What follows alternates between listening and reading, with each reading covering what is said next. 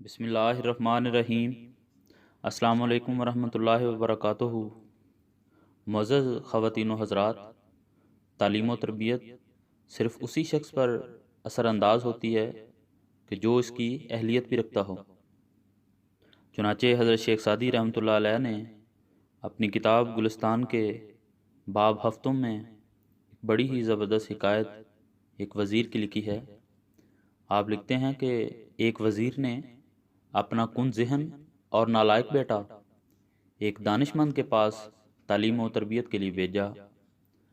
دانش مند نے مدتوں اس کی تعلیم و تربیت کی، لیکن اس پر ذرا برابر بھی اثر نہ ہوا۔ آخر وہ دانش مند تنگ آ گیا اور اس نے تنگ آ کر اس نالائق شاگرد کو اپنے باپ کے پاس یہ کہہ کر واپس بھجوا دیا کہ یہ تو عاقل نہیں بنتا، البتہ اس نے مجھے ضرور پاگل کر دیا ہے۔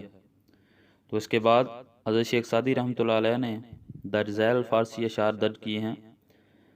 کہ جن کو میں پہلے فارسی میں پڑھوں گا، پھر دوستوں کے لیے اس کا اردو ترجمہ کروں گا۔ آپ لکھتے ہیں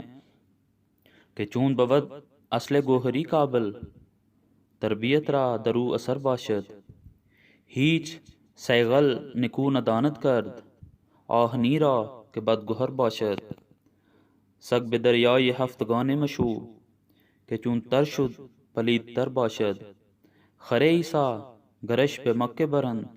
چون بیاید ہنوز خر باشد۔ فرمایا کہ اگر جوہر ہی انسان کا قابل نہ ہو تو اس پر تربیت کسی قسم کا اثر نہیں کیا کرتی،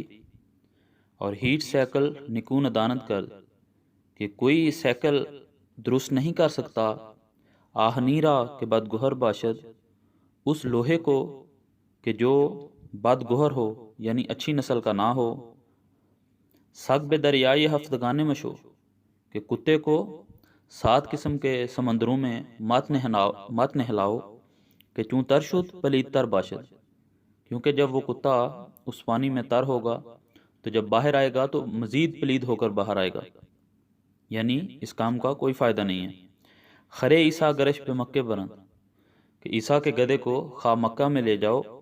چون بھی آید ہنوز خر باشد، جب وہ آئے گا تو وہ گدھے کا گدھا ہی رہے گا۔ تو مراد کہنے کی حضرت شیخ سعدی رحمۃ اللہ علیہ کی یہ ہے کہ تربیت صرف اسی شخص پر اثر کیا کرتی ہے کہ جو